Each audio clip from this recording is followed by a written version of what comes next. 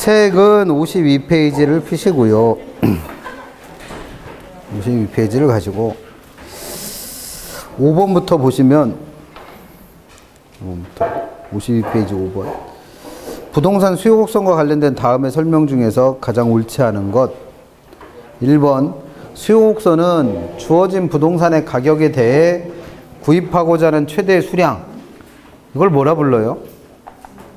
주어진 부동산의 가격에 대해 구입하고자 하는 최대 수량 세 글자로 수요량입니다. 이게 수요량. 그래서 이걸 다른 말로 뭐라 그래요? 주어진 가격을 특정 가격에 대해서 내가 사려고 하는 최대 수량을 수요량이라고 불렀습니다. 그 다음에 구입하고자 하는 양에 지불할 용의가 있는 최고 가격 또는 최대 가격을 수요 가격이라 불렀죠.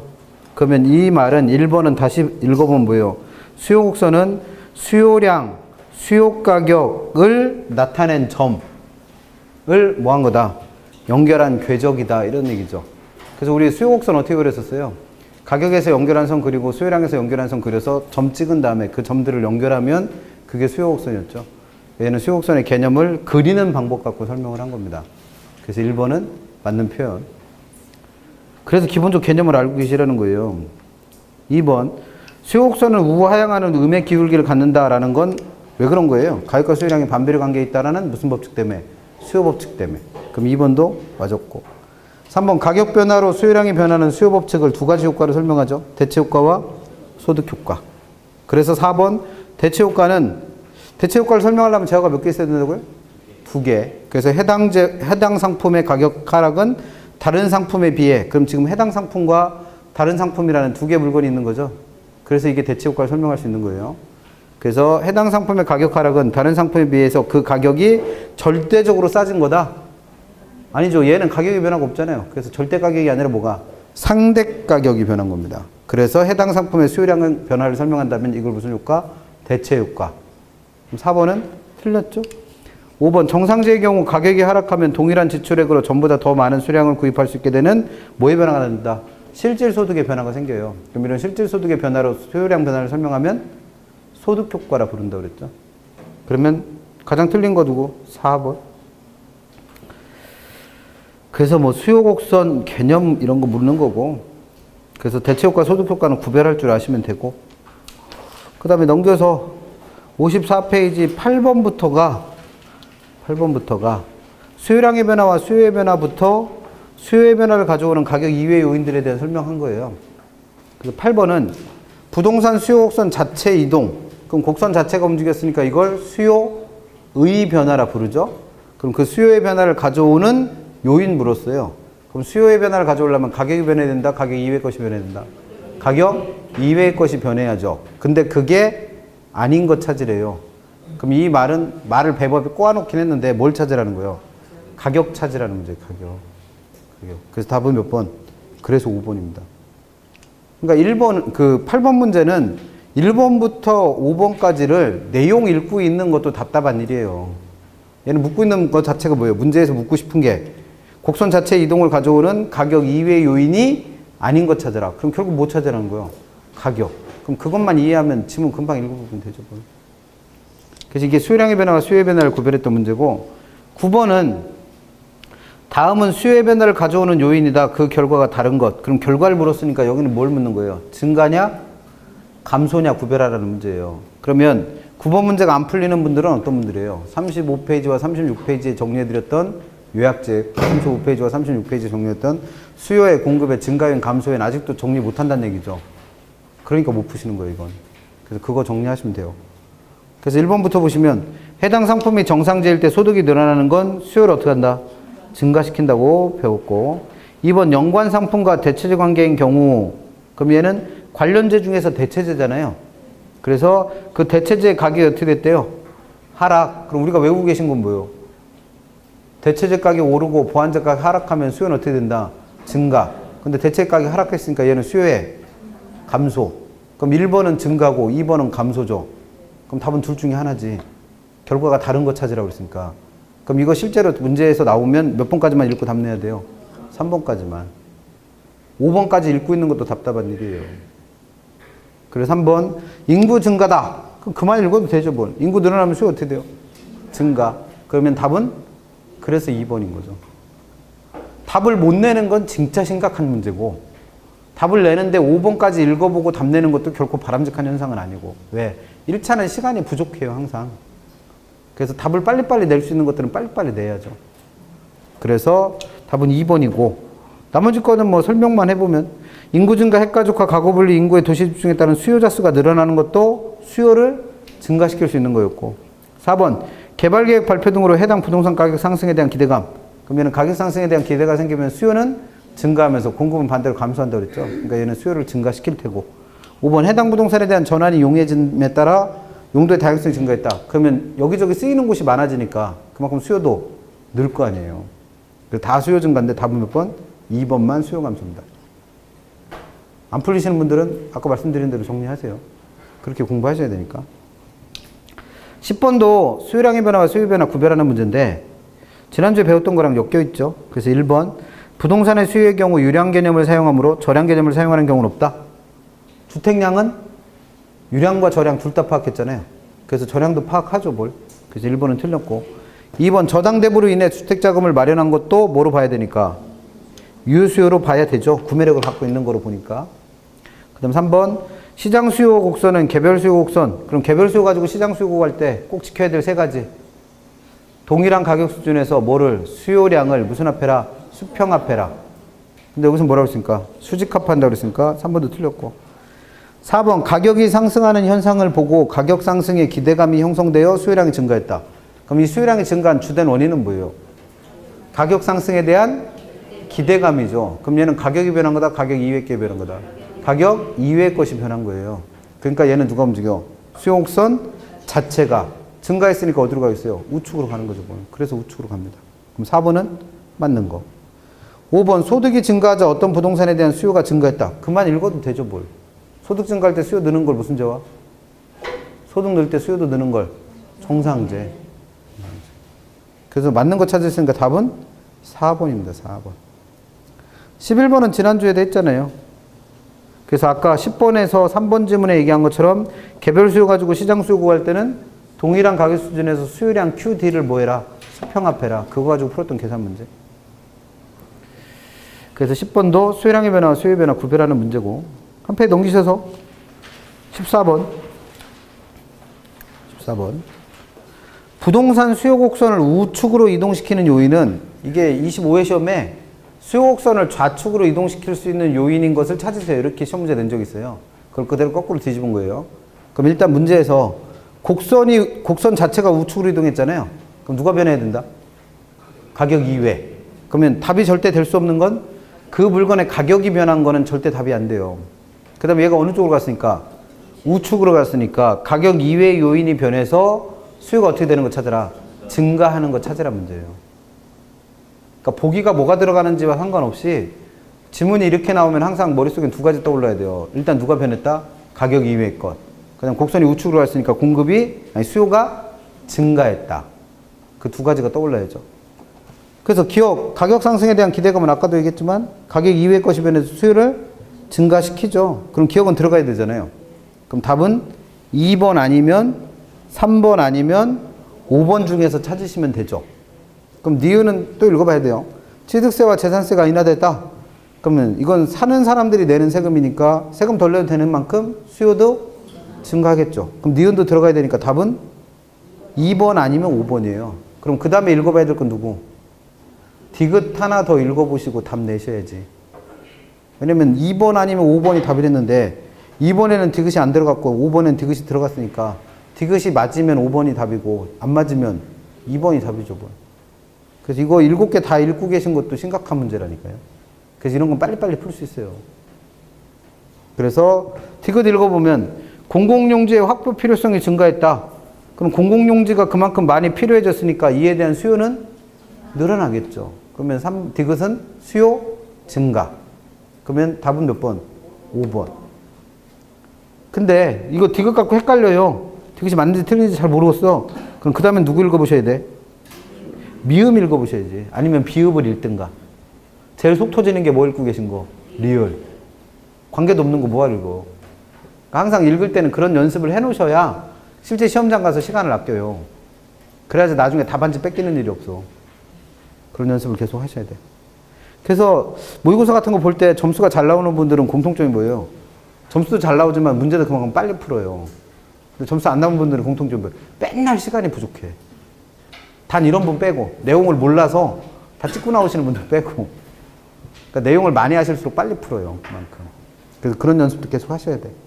그럼 미음 읽어보면 주식시장 등 대체투자시장이 호황이다. 그럼 그 말은 사람들은 주식시장이 호황이니까 뭘 하느라고? 주식 투자하느라고 부동산에 투자 안 한다는 얘기예요. 그럼 부동산 수요는 감소하겠죠. 그러니까 미음은 답이 되지 못하니까 5번이 답인 거예요. 근데 미음도 잘 모르겠어. 그럼 누구까지 읽어보셔야 돼? 비읍까지 읽어보셔야지. 그래서 소득 수준이 향상되는 건 수요가 증가되는 대표적인 경우잖아요. 그러니까 비읍까지 읽어보고는 어떻게든 답은 찾겠죠. 근데 문제는 뭐예요? 빨리 찾으시는 게 목표예요. 그 디귿까지 읽는 게 가장 바람직합니다. 그럼 나머지 거 정리해보면 리을번에 있는 매도자 수의 증가나 시옷번에 있는 건축기술 수준의 발달은 누구한테 영향을 주는 거예요? 공급. 그래서 가격 이외의 것이 면에서 공급이 증가할 요인입니다. 그래서 답은 5번 찾으셔야 되고 찾는 시간도 중요한 거죠. 16번은 되게 불쌍한 애예요. 고아요, 고아. 원래 얘가 여기 있어야 될 애가 아닌데 엉뚱한 데 와서 헤매고 있는 애요. 불쌍한 만큼 빨리 풀어줘야겠죠. 얘가 16번 문제 보시면 A 부동산 가격이 상승하자 B 부동산 수요량이 감소하고 C 부동산의 수요량은 증가했다. A, B의 관계 그리고 A, C의 관계는. 뭔가 좀 복잡하잖아요. 그럼 정리를 하세요. 문제 푸시면서도 정리를 해봐. 누가 변했대요? A의 가격이 올랐대요. 그랬더니 누가 변했어? B의 수요량이 감소하고 C의 수요량은 어떻게 됐다? 증가했답니다. 그럼 이걸 정리해 놓고 눈에 띄어야 될 건 누구예요? 가격이 변해서 수요량이 변하고 있구나. 그러면 탄력성 문제잖아요, 이거. 가격 변할 때 수요량 변하면 탄력성 문제잖아. 그러면 가격 변한 거하고 수요량 변한 게 같으면 뭐라고 그랬고, 수요의 가격 탄력성으로 가라고 그랬고, 가격 변한 거랑 수요량 변한 게 서로 다를 때는 어디로 가라? 교차 탄력성으로 가라 했잖아요. 근데 지금 얘는 가격 변한 건 A고 수요량 변한 건 B, C니까 교차 탄력성 문제지. 그래서 지금 얘가 길 잃은 어린 양이라는 거예요. 왜? 탄력성 문제인데 뭐 이렇게 벌써 나와? 탄력성 문제는 훨씬 뒤에 있는데. 그럼 교차 탄력성에서 뭐 확인하시랬어요? 확인해야 될 거. 가격 변한 방향과 수요량 변한 방향이 반대로 돼 있으면 이 두 개는 무슨 관계? 보완제. 가격 변한 방향과 수요량 변한 방향이 같으면 무슨 제와? 대체제. 이거 물은 문제예요. 그래서 얘는 탄력성 문제라는 거예요. 교차 탄력성 문제. 그래서 A, B는 무슨 관계? 보완제. A, C는 대체제. 그래서 답은 2번. 17번은 시간 나시면 풀어보시고 21번 한번 가볼게요. 21번. 여기서부터는 그러니까 17번부터는 공급 얘기예요. 전부 다. 근데 앞에서 이제 수요 공급의 개념 설명했었으니까 그거 그대로 옮겨놓은 거고 21번부터는 공급의 변화를 일으키는 가격 이외의 요인들 물어보고 있는 겁니다. 그럼 얘도 마찬가지로 틀리면 35페이지와 36페이지 나와 있었던 수요 증가, 공급 증가 요인들 다시 정리하셔야죠. 뭐. 21번. 부동산 공급의 변화를 일으킨 다음 요인들 중에서 나머지와 그 결과가 다른 것. 그럼 이것도 뭐 묻는 거예요? 증가냐? 감소냐? 이거 못하면 문제 못 풀어요. 증가, 감소인지 못 찾아내시면. 이거는 무조건 하셔야 돼. 그럼 1번. 대체 부동산의 가격 하락에 따른 해당 부동산의 착공량 변화. 그럼 얘는 대체재 가격 하락할 때 공급은 어떻게 되냐 이렇게 물어본 거죠. 대체 가격 하락하면 수요는 대체 가격 하락하면 수요는 감소, 공급은 증가. 그러니까 외워두시라고. 대체재 가격 오를 때 어떻게 된다고 그랬어요? 수요, 증가, 공급, 감소. 근데 여기서 뭘 물었어? 대체재 가격 하락을 물었잖아요. 하락. 그럼 수요는 어떻게 되고 반대로? 감소, 공급은 증가. 이것도 써놓고 해야겠네. 대체재 가격이 상승하면 보완재 가격은 하락하면 수요는 어떻게 되면서 증가, 공급은 어떻게 된다고 했어요? 감소. 근데 이거랑 거꾸로 대체재 가격이 어떻게 되고 하락하고 보완재 가격이 어떻게 되면 상승하면 수요는 어떻게 되고 감소하고 공급은 어떻게 된다. 이건 1월 달부터 외우시라고 했던 거 아니에요? 1월부터? 방금 전에도 외우시고 계셔야 된다고 그랬고. 외우세요. 외워야 풀어. 시험 문제 풀라고 오신 거잖아요, 여기. 욕먹으러 온 게 아니고. 제가 여러분들 수명을 5년씩은 늘려드리고 있는 거예요, 지금. 반대로 제 수명은 한 20년씩 감소하고 있고. 1번, 그러면 이거잖아요, 이거. 대체적 가격이 하락한 거잖아요. 그러면 수요는 어떻게 되고, 감소, 공급은 증가. 근데 여기 누구에 대해서 물어? 공급 변화를 물었잖아요. 그럼 공급 증가되는 경우예요, 1번은. 2번, 용도 전환이 용이해지도록 용도 변경에 대한 규제를 완화했다. 그러면 수요와 공급을 둘 다 증가시킬 수 있는 것 중에 마지막에 규제를 완화시켜주면 수요, 공급 둘 다 증가. 그럼 얘는 공급에 대해서 물었으니까 공급 증가. 그러면 1번과 2번은 공급의 증가죠. 그럼 답은 무조건 누구겠어요? 결과가 다른 건.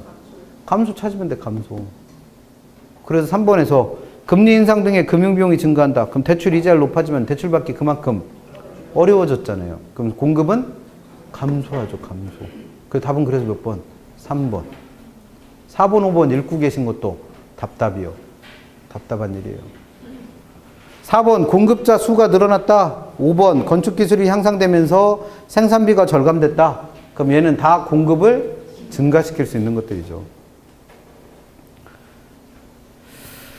뭘 해야 될지만 아시면 돼요. 남은 기간 동안 연락에 파시면 되니까. 그래서 7월 한 달은 수요 공급 파셔도 돼요. 아직까지는. 22번 수요와 공급에 관한 다음 내용 중 가장 올바른 것에 뭘 찾으래요? 개수. 이런 문제는 계산 문제와 동일하게 취급합니다. 왜 계산 문제랑 동일하게 취급해야 돼요? 기억부터 시옷까지 다 읽어야 답 내죠. 개수 찾는 문제는. 아까처럼 뭐 기억만 읽어보고 답 내고 뭐 이럴 수 있는 상황이 아니니까.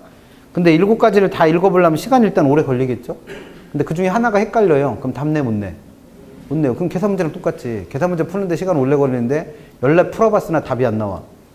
그럼 그냥 시간만 날린 거잖아요. 그럼 22번도 똑같은 문제예요. 이런 식의 문제는. 그래서 이런 것들은 내가 확실히 알고 있는 게 아니면 어떻게 하셔라? 건너가세요. 그리고 맨 마지막에 푸세요. 이거 하나 틀린다고 떨어지지 않으니까. 이거 읽어보고 있는 게 실제 시험을 망하게 만드는 지름길이에요. 왜? 이거 읽어보느라고 한 3분 걸렸어. 그러면 나머지 문제 2개는 못 푸는 거 아니에요. 시간 부족해서.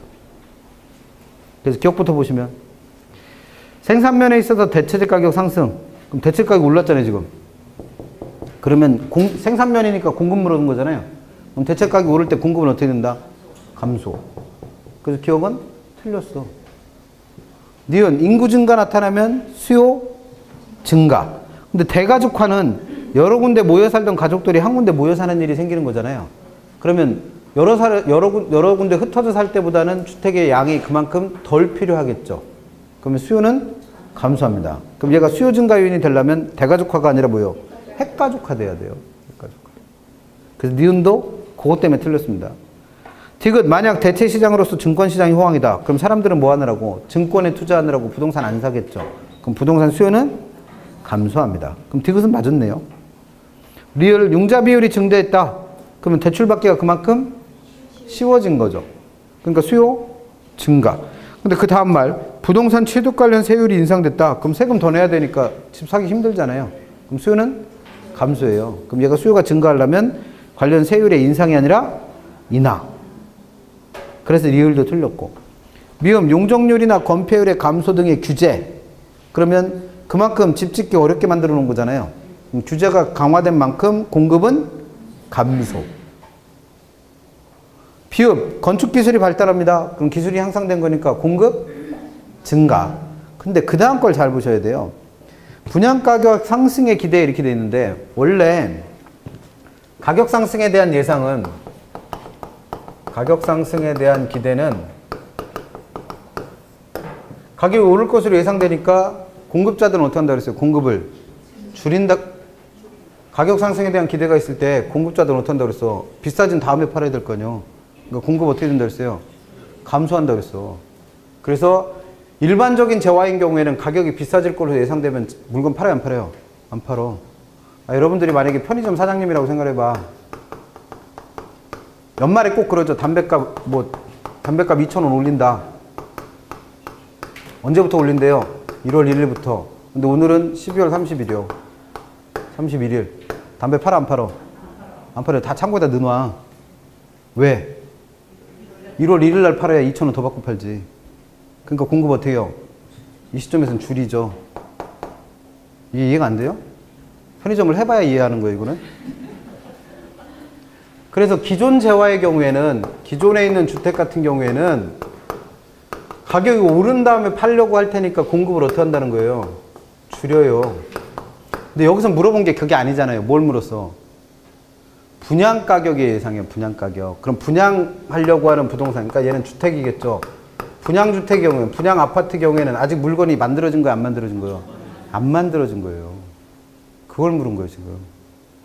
그러면 지금은 아파트 가격이 싼데 앞으로 아파트 가격이 어떻게 될 것 같은 거예요?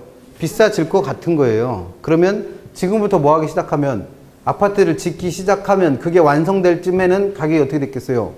올라갔겠죠. 그러니까 분양주택에 뭘 시작하는 거예요? 착공을 시작하는 거죠.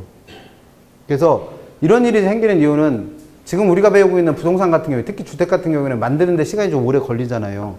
그러니까 앞으로 가격이 비싸질 것 같으면 새로 만들어내는 분양주택 같은 경우에는 지금부터 어떻게 하는 거니까, 착공을 시작하는 거니까 공급이 어떻게 돼요? 늘어. 그래서 이거 기본서에도 없는 내용이고 시험에 낸 적도 없는 건데 이 문제집엔 그렇게 들어가 있어요. 그래서 구별은 하고 계시면 좋은데 시험 문제 실제로 낼지는 모르겠습니다. 실제로 시험에 낼지는. 그래서 비읍번은 어떻게 해? 그래서 맞는 거로 이해하세요. 이건 부동산에서 고유하게 나타나는 특성입니다. 일반적인 재화는 이게 맞아요. 일반적인 재화는. 그리고 만약에 담배도 지금 이제 편의점에서 있는 게 아니라 뭐 KTNG다. 그럼 얘 같은 경우에는 담배값 1월 1일부터 올린다 그러면 31일부터는 어떻게 해야 돼요? 공장을 풀가동해야지.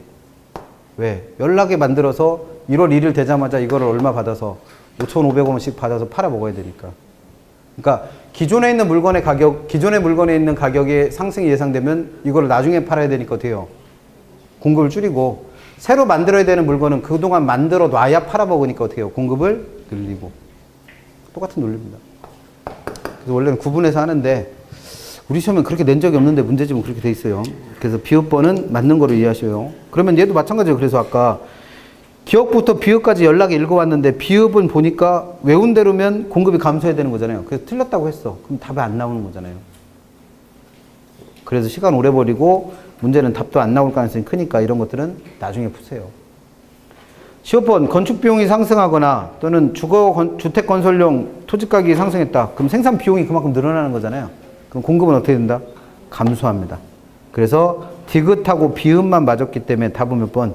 2번. 23번은 아까 풀어봤던 이 문제랑 똑같잖아요. 길이는 어딨냐. 그래서 얘는 수요의 교차 탄력성 문제고 23번은 이건 공급의 교차 탄력성 문제예요. 그래서 풀어보시라고 했던 건 실제로 풀어보면 별건 아니라는 건데 우리는 공급의 교차 탄력성이라는 거 배운 적 있다 없다? 없어요. 언제 배웠어 이런 거를? 있다는 것만 배웠지. 그래서 실제로 배운 적이 없기 때문에 시험에 나올 건 아닙니다. 참고만 하세요. 그 다음에 풀어보실 거는 26번 가볼까요?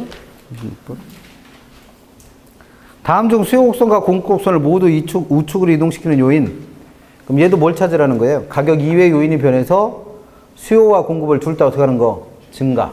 수요도 증가, 공급도 증가. 그럼 실제 시험에서 이렇게 나올 일은 없겠지만 만약에 시험 문제가 이렇게 나오면 1번부터 5번까지면 이게 각 보기당 4가지씩 들어가 있잖아요. 그럼 20개 읽어봐야 되는 거잖아. 그럼 생각보다 시간 오래 걸리죠. 그럼 실제 시험에서 만나면 어떻게 하셔라? 아닌 거 나오면 바로바로 다음 거로 넘어가셔야 돼. 그럼 예를 들어서 1번 같은 경우에 소득이 증가하면 수요 증가, 생산요소 가격의 상승은 생산 비용을 늘어나게 하니까 공급이 감소하죠. 그럼 그 다음에 건 읽을 필요 있어 없어? 없어요. 왜? 감소 나왔으니까. 이런 식으로 푸시라고 실제 시험에서라면.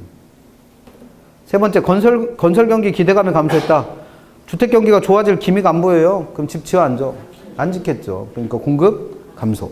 매수자 수가 증가한다. 살려는 사람들이 많아진 만큼 수요 증가. 어차피 해설에 다 나와 있어요. 이해만 하시면 돼. 그럼 두 번째 거, 해당 주택 선호도가 감소했다. 그럼 이 집을 좋아하는 사람들이 줄어든 거잖아요. 그럼 선호 감소는 수요 감소됩니다. 그러면 2번 같은 경우에는 요거 하나만 읽고 원래는 넘어가야죠. 감소 나왔으니까. 임차인한테 임대 보조금을 지급했다. 그럼 이 돈 받은 사람은 뭐 하러 가겠어요? 집 사러 가겠지. 그럼 수요 증가. 건축 규제를 강화했습니다. 그럼 집 못 짓게 제한한 거니까 공급 감소. 해당 지역 교육 환경 질이 저하된다. 학부모 있는 집은 절대 이 집으로 이사 안 가죠. 그러니까 수요 감소.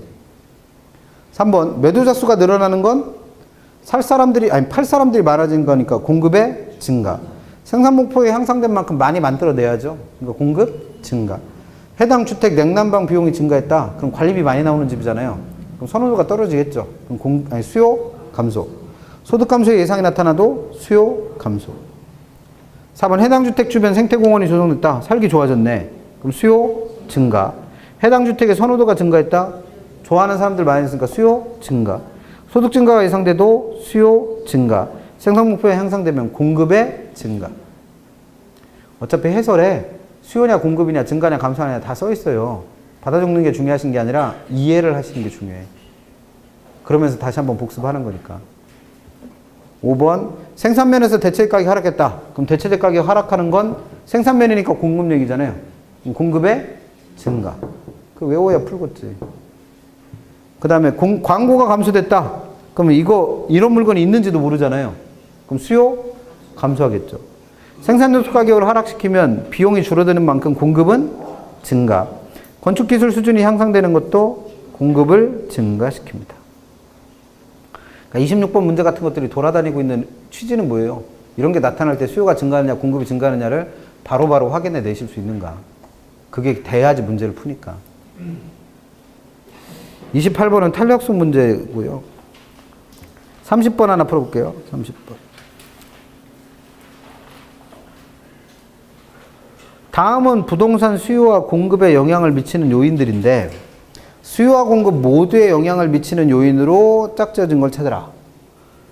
그래서 그 수업 시간에 아까도 수요와 공급을 증가시키고 감소시키는 요인 설명할 때 이렇게 세 가지로 나눠서 설명했었잖아요. 그래서 얘는 수요와 공급을 각각 영향을 주는 것들, 얘는 동시에 영향을 주는데 방향이 어떻게 되는 것들, 같은 것들, 얘는 동시에 영향을 주는데 방향이 반대로 되어 있는 것들 이렇게 나눠서 설명했잖아요. 이런 문제 때문에 그래요. 30번 같은 문제 때문에. 그럼 30번 문제는 이 세 가지 중에 뭘 묻고 있는 거예요?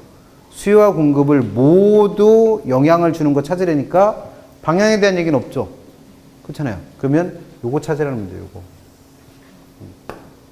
그래서 수요와 공급에 동시에 영향을 주면서 같은 방향으로 영향을 주든 반대 방향으로 영향을 주든 상관없이 둘 다 영향을 주는 걸 찾아라. 그럼 거기 나와 있는 것들 중에 어떤 것들만 솎아내면 된다. 수요의 공급, 수요한테만 영향을 주거나 공급한테만 영향을 주는 걸 빼내면 되는 문제죠.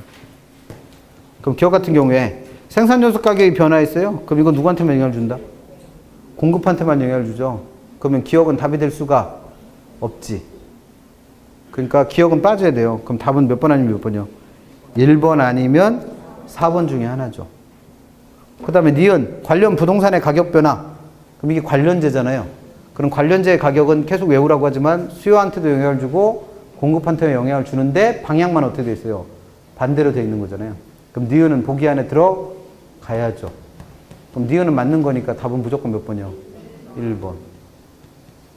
뭘 8개를 다 읽고 있어요. 시간도 없어 죽겠는데.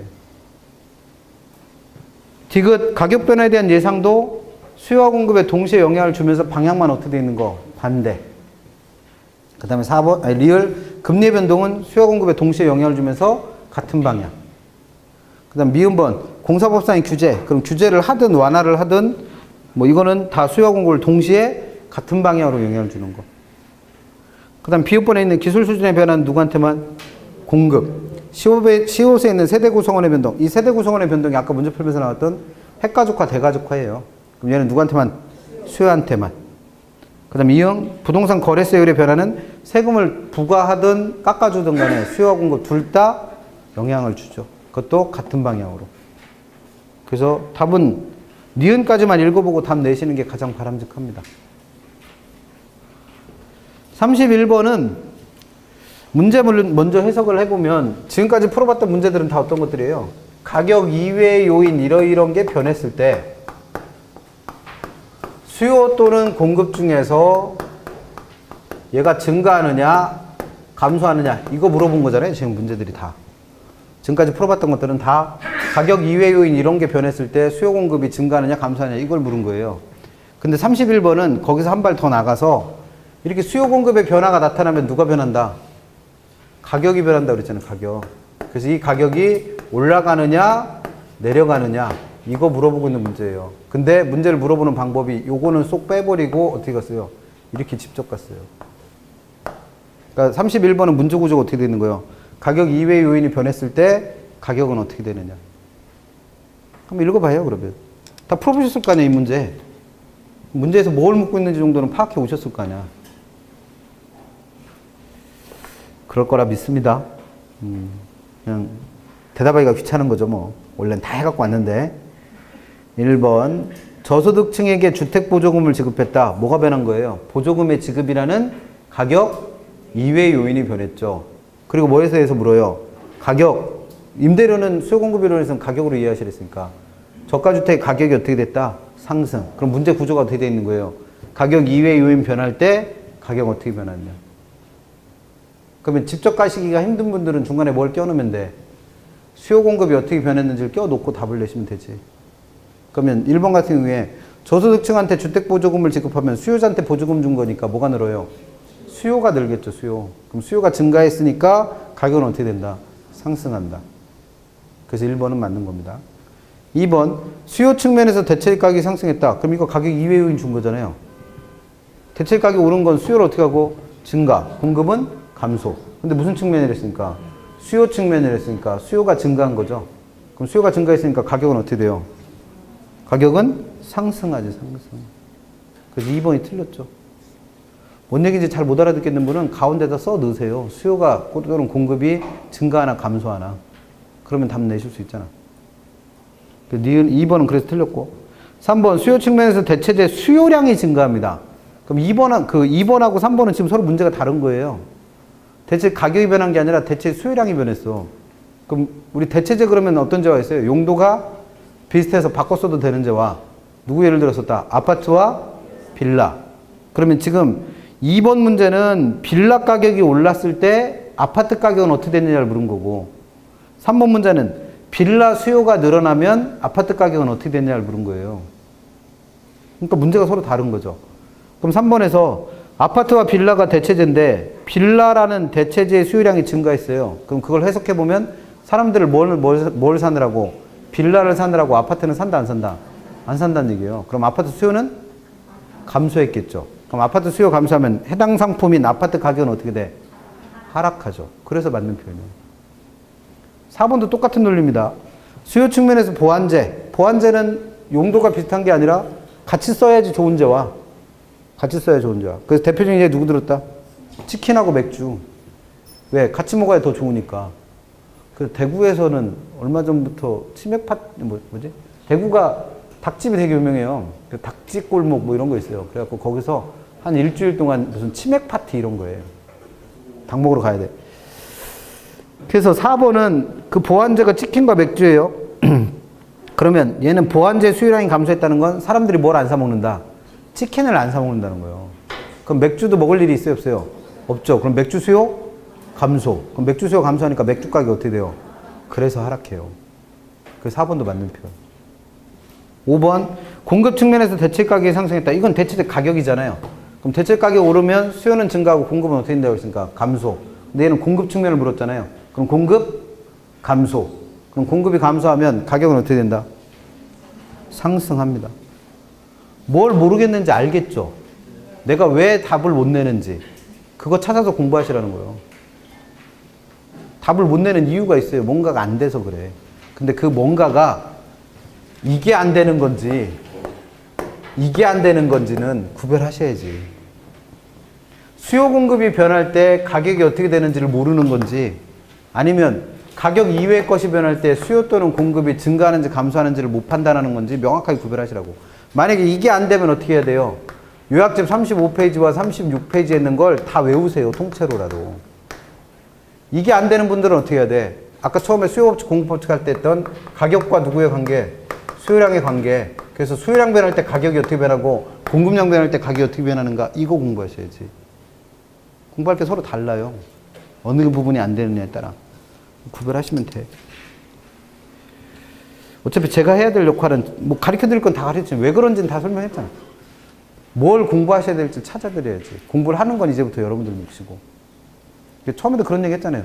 학원이 하는 역할은 여러분들 입을 벌려드리고 거기다 밥을 넣어드리는 게 아니라 밥을 먹는 방법을 알려드리는 거라고. 개론은 어차피 그렇게 할 수가 없으니까. 민법은 입만 벌리고 계시면 거기다 밥을 넣어줘요. 계속 듣다 보면 뭐하니까? 외워지니까. 근데 개론은 입을 벌리고 계셔도 밥을 넣어드리면 어떻게 밥이 안 들어가 그 안으로. 왜? 이해를 못하면 삼키질 못하니까. 그래서 이게 하도 많이 반복되면 이제 뭐예요? 왜 그런지 모르는데 외워. 그러면 이제 그때부터 문제 푸는 거죠. 그게 목표예요, 사실은. 계속 똑같은 거 풀어드려갖고 외우라고. 그래서 그렇게 하세요, 지금. 어떤 거 공부하셔야 될지만 알면 돼. 아직 안 늦었어요. 아직 시험은 한 110일 정도 남았잖아. 네? 106일 남았대요. 점점 지옥을 향해 가고 있습니다. 33페이지 펴시고, 아니, 33번, 66페이지 33번. 이것도 문제는 되게 거창해 보이는데 아무것도 아니죠. 특정 상품에 대한 그래프의 변화와 관련된 다음 설명 중 가장 옳지 않은 것. 그러면 가운데 있는 D0, 굵은 거로 되어 있는 게 원래 있던 수요곡선인 거고, 오른쪽으로 간 게 D1이죠. 그럼 D1으로 간다는 얘기는 뭐예요? 증가. 왼쪽으로 있는 게 D2죠. D2로 간다는 건 뭐예요? 감소. 그럼 1번에서 대체가격이 올랐어요? 그럼 대체가격이 오르면 수요 어떻게 돼요? 증가. 그럼 어디로 가겠어? 그래서 D1으로 간 거예요. 왜 수요에 대해서 얘기하고 있는 거예요? 곡선의 모양이 어떻게 생겼으니까?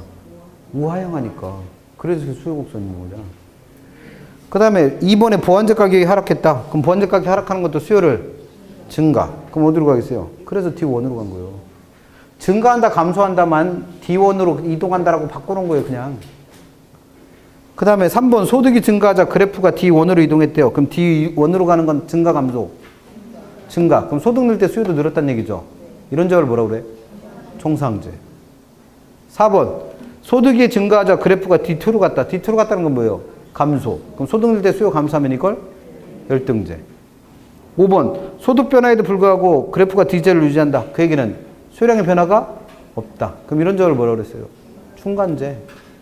그럼 얘는 문제 그럴싸해 봐도 사실 뭐예요? 그냥 소득 탄력성 문제예요. 정상제, 열등제, 그 다음에 중간제 개념을 알고 계시냐.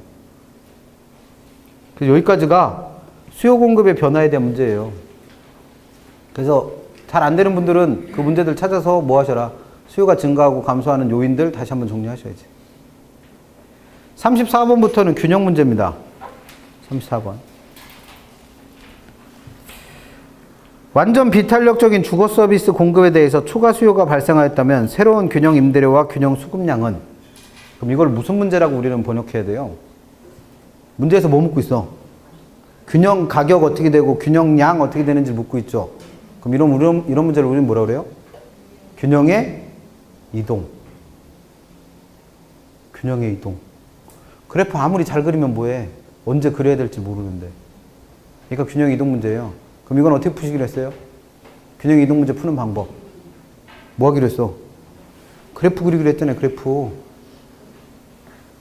아이고, 덕 터져. 죽을 것 같아. 아이고. 그래서 수명이 점점 줄어요. 문제 풀이고 그러면. 제가 일찍 가면은 책임지실 거야? 심장 아파. 34번. 무슨 문제라고 이게? 균형 이동. 그럼 뭐 하셔야 된다고? 그래프. 그게 나와야 돼요, 직접적으로. 그래야 문제를 풀으시는 거지. 그러면 문제 옆에 그래프 그리세요, 이렇게. 그래프 그리는데 문제 읽어보니까 뭐라고 돼 있어요? 완전 비탄력적인 주거 서비스 공급. 그럼 공급은 어떻게 생겼구나? 완전 비탄력적인 수직선이구나. 일단 이건 생각해 내셔야죠. 그 다음에 초과 수요가 발생할 때요. 그럼 초과 수요는 어떨 때 발생한다고 그랬어요? 초과 수요라는 건 개념 자체가 수요량과 공급량을 비교해서 누가 더 클 때? 수요량이 더 클 때. 그럼 이러려면 어떻게 돼야 돼요? 만약에 이 두 개가 동일했었다면 공급은 어떻게 되고? 감소하고 수요는 어떻게 하면 돼? 증가. 근데 공급은 감소할 수 있다 없다? 없잖아요. 왜? 완전 비탄력적이라며. 그럼 가격이 아무리 변해도 공급량이 변화가 없다는 얘기니까 공급은 변하지 않았고 누구만? 수요만 증가했다는 말을 이렇게 표현한 거예요. 그럼 원래 있던 수요곡선은 어떻게 생겼다가 이렇게 생겼다가 원래 균형 여기였다가 수요가 어떻게 됐다? 증가. 그럼 얘가 새로운 균형이니까 가격이 어떻게 되겠어요? 상승. 균형량은? 불변. 그래서 답은 그래서 4번. 푸는 방법 알면 간단한 문제잖아요. 아무것도 아니요. 그러니까 이런 연습 계속 하셔야지. 35번부터는 탄력성 문제입니다. 그래서 조금 이따 보시고 어디로 넘겨보시냐면 70페이지다. 84페이지 가보시면 59번부터가 균형 문제예요. 얘도 불쌍하네요. 집에서 떨어져갖고 엉뚱한 데가 있는 애예요. 그래서 59번부터가 균형 문제입니다. 59번. 다음 부동산 수요 및 공급표에 따를 경우 균형 가격은 얼마냐? 그럼 균형 가격의 정의가 뭐였어요? 균형에서의 가격. 그럼 균형은 어떻게 만들어져요? 수요량과 공급량이 일치할 때. 그럼 수요량도 몇 개? 100개. 공급량도 100개. 일대가 균형이고 그때 가격은 얼마가? 8만 원이 균형 가격입니다. 그럼 답은 2번 금방 찾는 거고. 그럼 그 뒤에 건 뭐냐 이거예요. 앞으로 가격이 보다 상승할 가능성이 있는 가격수죠. 가격은 어떨 때 상승한다고 그랬어요? 초과 수요일 때. 그럼 초과 수요라는 거의 개념은 수요량과 공급량을 비교해서 누가 더 클 때? 수요량이 더 클 때. 그러면 수요량은 몇 개고?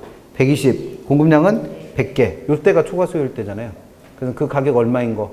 4만 원인 게 앞으로 가격이 더 상승할 가능성이 있는 초과 수요일 때의 가격입니다. 개념 묻는 거잖아요, 그냥. 60번, 61번, 62번은 균형의 개념과 관련해서 뭐 묻는 거? 계산 문제. 계산 문제. 그럼 60번. 아파트에 대한 수요 함수는 QD는 이꼴 800-2P이며 공급 함수는 QS는 이꼴 500 플러스 P로 추정되었다. 그럼 수요 함수와 공급 함수 준 거죠? 그리고 뭐에 대해서 물어요? 균형 가격과 균형 양에 대해서 물어요. 그럼 뭐 하시면 된다? 방정식 만들어 풀면 되죠, 뭘. 그래서 뭐와 뭐가 같다? QD와 QS가 같아서 Q가 된다. 또는 P와 P가 같아서 P가 된다 중에 문제에서 주어진 함수가 어떤 형태로 생겼냐에 따라 적용하시면 되죠. 그래서 지금 얘는 QD와 QS로 정리되어 있으니까 이거 이용해서 푸시면 되죠. 그럼 QD는 어떻게 생겼고? 800-2P. QS는 어떻게 생겼어요?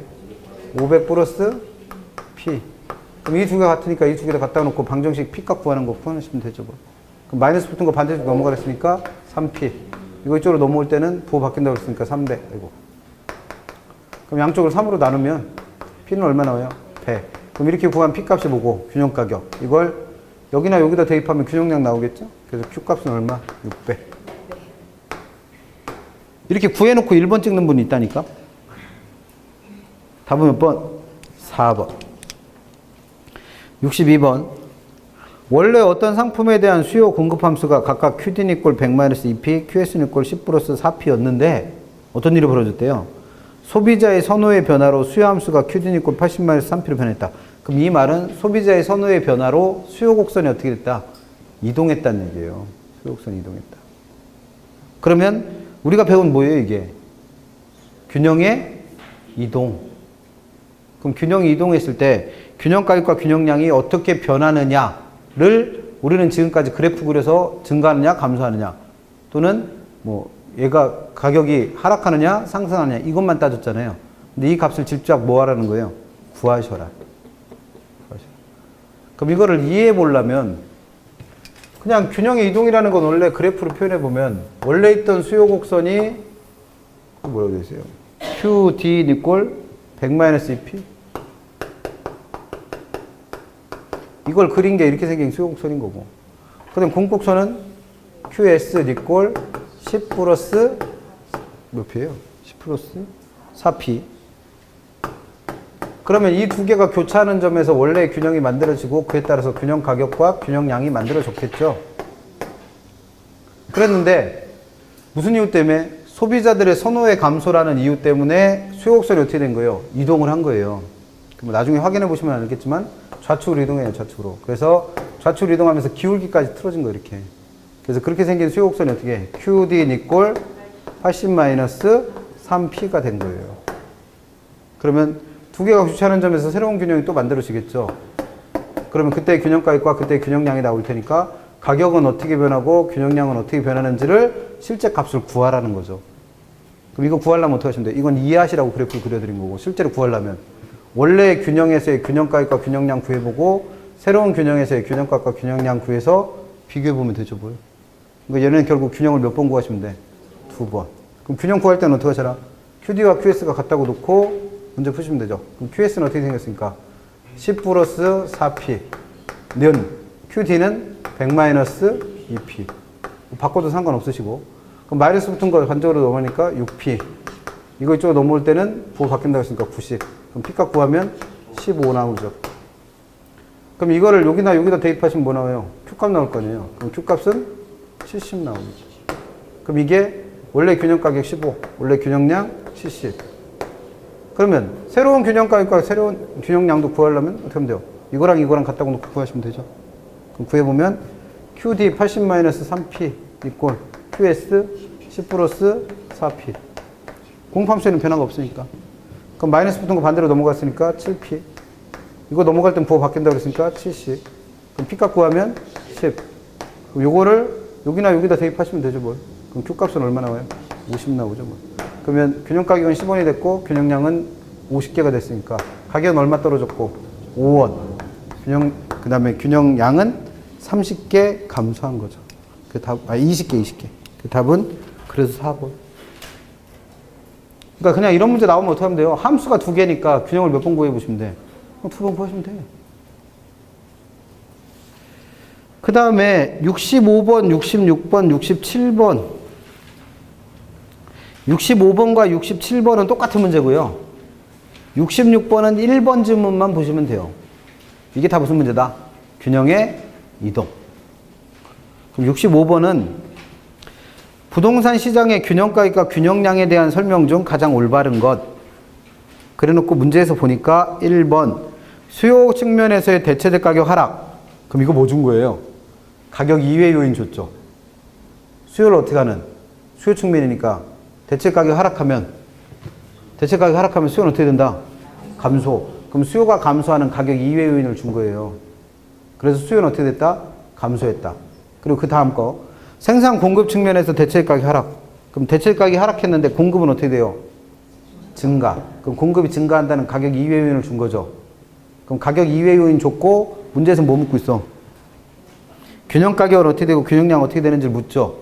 그럼 우리가 배웠던 개념 중에 가격 이외 요인이 변해서 수요곡선 또는 공곡선이 이동하면서 균형 가격이 어떻게 되고 균형량 어떻게 되는 문제가 나오면 이걸 무슨 문제라고 부른다? 균형의 이동. 이게 균형의 이동 문제예요. 근데 균형의 이동에서 지금 얘는 수요와 공급이 둘 다 움직였잖아요. 그럼 수요와 공급이 둘 다 움직였을 때는 문제를 어떻게 해라? 유형 1과 유형 2로 나눠서 푸시라고 불과 얼마 전에 딱 2시간 전에 설명드렸어요. 그 얘는 유형 1이요, 2요? 유형 1이다, 2다. 유형 1은 뭐고 유형 2는 뭐예요? 유형 1은 수요와 공급이 움직이는 방향과 크기까지 갖춰줬을 때, 유형 2는 방향만 줬을 때. 그럼 여기서는 지금 수요는 감소하고 공급은 증가한다는 방향은 줬죠. 근데 둘 중에 누가 더 많이 움직였어요? 알 수가 없어요. 그럼 얘는 유형 1이요, 2요? 2예요, 2. 그럼 유형 2는 어떻게 푸시랬어? 원래 있던 균형에서 얘가 오른쪽으로 가는지 왼쪽으로 가는지 위로 가는지 아래로 가는지만 판단하시면 된다고 그랬죠. 그럼 얘는 어디로 가는 거예요? 수요는 감소했고 공급은 증가했으니까 어디로 가? 밑으로 갈 거네, 밑으로. 밑으로 가니까 가격은 어떻게 되고? 반드시 하락하고 균형량에 대해서는 알 수 없다라고 답하시면 된다고 그랬죠. 이거 한 문제 풀자고요. 1월 달부터 지금까지 그래프를 그려드린 거예요. 그럼 문제가 나오면 풀어야지. 맨날 수업실, 집에 가서 그래프만 열심히 그리고 있으면 뭐해. 나왔을 때 풀어야지. 2번도 봐요, 2번. 정상적인 경우에 소득이 증가했다. 그럼 이건 가격 이외 요인이 주어졌고, 수요는 어떻게 된다? 소득 증가니까 수요가 증가했다. 그 다음에 정부의 신축 건물의 건축 규제가 강화됐다. 그럼 건물 못 짓게 했으니까 공급은 감소했다. 그럼 수요는 증가하고 공급은 감소해서 수요 공급 둘 다 변했을 때 균형 가격이 어떻게 되고 균형량 어떻게 되는지를 묻고 있는 거죠. 그럼 이것도 균형의 이동. 문제 4개가 1번부터 4번까지가 다 똑같은 패턴이에요. 그래서 균형 이동 문제인데 얘는 지금 수요는 증가하고 공급은 감소한다는 방향은 줬죠. 근데 누가 더 많이 움직였어요? 준 게 없어. 그럼 얘도 유형 2. 그럼 확인할 건 어디로 갔냐? 그럼 얘는 수요는 어떻게 됐어요? 증가. 공급은 감소. 그럼 어디로 가? 위로밖에 안 가요. 그럼 위로 갔으니까 가격은 하락하는 게 아니라 반드시 상승하고, 균형량은 이걸 알 수 없는 걸 증가, 불변 또는 감소. 그럼 셋 중에 뭔지 모른다는 얘기잖아요, 지금. 그래서 2번은 뭐가 틀린 거예요? 뒤에는 제대로 설명됐고 가격은 하락하고가 아니라 상승하고가 돼야 됩니다. 3번도 똑같은 패턴이요. 수요 측면에서 보완제 가격 상승했다. 그럼 보완제 가격이 상승하는 건 내가 안 해온 거잖아요. 그럼 수요는 어떻게 돼요? 감소. 그 다음 공급은 기술 진보가 나타났대요. 그럼 공급 증가. 그럼 1번하고 똑같잖아요. 1번하고 3번하고 둘 다 뭐예요? 수요는 감소하고 공급은 증가. 근데 누가 더 많이 움직였대요? 주어진 바가 없어요. 그럼 아까 1번처럼 밑으로 내려온다는 거 확인해서 가격은 반드시 어떻게 되고? 하락. 균형량에 대해서는 알 수가 없다. 4번 수요 측면에서 대체적 가격 상승. 그럼 수요 증가. 그 다음에 건축비 하락. 그러면 공급 증가. 그럼 얘는 수요도 증가, 공급도 증가죠. 근데 둘 중에 누가 더 많이 움직였대요? 준 게 없어요. 그럼 얘도 유형 2. 그러면 오른쪽으로 가는 거잖아요. 수요도 증가, 공급도 증가하면 오른쪽 간다 했잖아, 아까. 오른쪽으로 가면 가격은 알 수가 없고 균형량만 반드시 증가. 5번 수요가 가격에 대해서 탄력적인 경우. 그럼 이거 탄력성을 주는 거잖아요. 수요가 가격에 대해서 탄력적이다. 그럼 탄력성을 준 거예요. 탄력성. 그리고 공급의 변화. 그럼 이건 수요 공급 변화 준 거죠. 그리고 어떻게 된대요? 가격 변동. 그럼 이게 무슨 문제예요? 이건 신축성 문제예요. 이 문제집 쓰신 분의 또 하나의 특징. 4개는 같은 거 해놓고 5번째는 엉뚱한 생뚱맞은 맞은 얘기를 하는 거. 그래서 5번은 신축성 문제예요. 신축성. 근데 지금 가격 변동이 덜 신축적이라고 그랬잖아요. 왜? 탄력성 값이 뭐라고 주어져 있어요? 수요가 가격에 대해서 어떻다?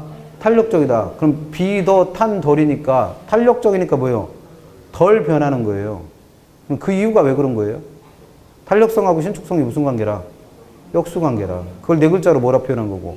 비 더 탄 덜. 그럼 5번은 당연한 얘기 하고 있잖아요, 지금.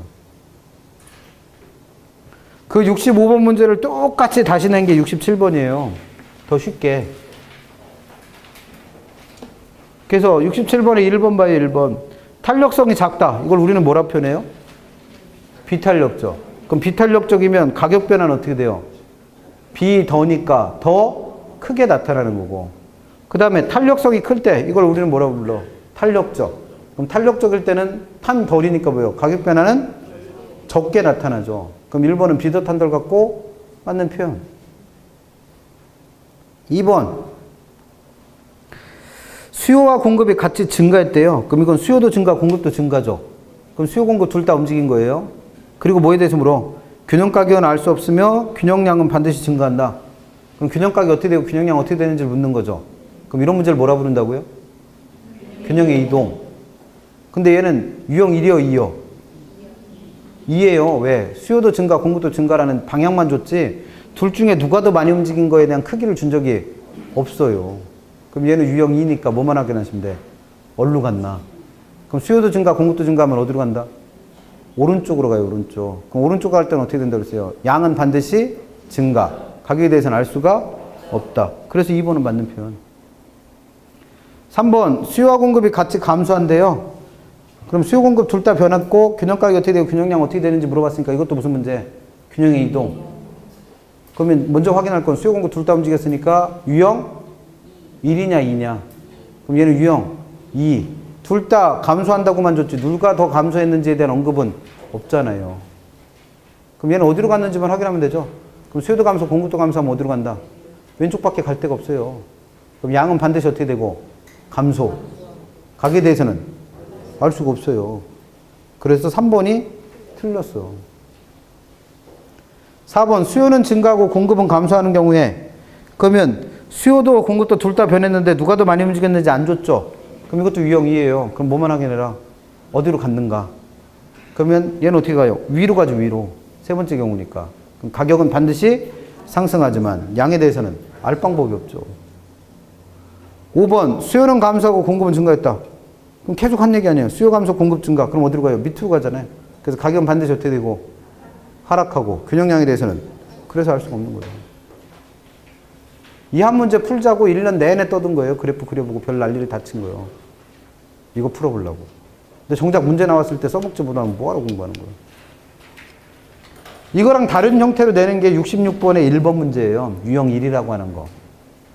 그럼 66번의 1번 보시면 공급 증가가 수요 감소보다 크면 균형 가격은 하락하고 균형 수급량은 증가한다. 그럼 이 문제에서도 지금 뭘 주고 있어요? 수요는 증가했다, 공급은 감소했다. 그래서 수요 공급의 변화 주어졌죠. 그리고 뭐에 대해서 물어? 균형 가격이 어떻게 되고 균형량에 대해서 어떻게 되는지 물어보죠. 그럼 이런 문제를 뭐라고 부른다? 균형의 이동. 근데 얘는 주어진 게 수요는 감소하고 공급은 증가한다는 방향이 일단 줬죠. 그리고 둘 중에 누가 더 많이 움직였대요? 공급 증가가 수요 감소보다 더 크다고 그랬으니까 공급이 더 많이 움직였다라는 크기까지 준 거죠. 그럼 이런 문제를 뭐라 부른다고요? 유형 1. 그럼 어떻게 푸시랬어? 그냥 그래프 그려요. 그냥. 그래서 어떻게 그리시면 돼? 원래 있던 균형 똑같이 그려야 된다고 그랬으니까 원래 있던 균형은 1번으로 표시해놓고 그 다음에 어떻게 해라? 문제에서 시키는 대로 수요 어떻게 됐대요? 수요 감소. 공급은 어떻게 됐대요? 증가. 근데 누가 더 많이 움직였다고 그랬으니까 공급이. 그러면 원래 있던 곡선에서 최대한 멀리 떨어뜨려서 새로운 공복선 그리면 되고 수요는 어떻게 됐대요? 조금만 움직인 거예요. 그러니까 원래 있던 곡선에 최대한 가깝게 붙여서 2번. 그러면 두 개가 교차하는 점이 뭐예요? 새로운 균형. 아까 그려드렸던 거랑 똑같은 거잖아. 왜? 풀어보시라고. 이거 갖고 연습한 거예요. 그러면 밑으로 내려왔으니까 어떻게 됐고? 가격 하락. 오른쪽으로 왔으니까 증가. 분명히 문제가 다르죠? 지금 65번하고 67번 문제하고 66번의 1번 지문이 문제가 다르잖아요. 지금 서로. 그럼 구별해서 푸셔야 될 거 아니에요. 그럼 어떻게 구별하는지는 알고 있어야지. 그리고 뭔지는 알아야지. 이게 무슨 문제인지는. 1년 내내 그래프만 그리면 뭐해? 불 꺼놓고 그래프만 그렸으면 뭐해? 불만 꺼지면 그래프는 자동적으로 그려. 근데 어떨 때 그려야 될지 몰라. 그럼 뭐에 써먹을 거야, 그거를. 그래서 이런 문제를 균형의 이동이라고 부릅니다. 한숨 쉬실 거 없어요. 1년 내내 해온 거고 안 되면 지금부터도 안 늦었어. 7월 한 달은 이것만 파세요. 모르면 어떡할 거야 이거. 정책론까지는 계속 이거 갖고 나오는데. 잠깐만 쉬었다가 책은 아수라백작 같아. 막 사람의 성격이 막 들쭉날쭉하니까 조울증 걸리겠어요. 조증, 우울증 걸리겠어. 이래서 수명이 줄어요. 큰일 났네. 68페이지 가시면 35번부터가 탄력성 문제잖아요. 잠깐만 쉬었다가 35번부터 다시 합니다.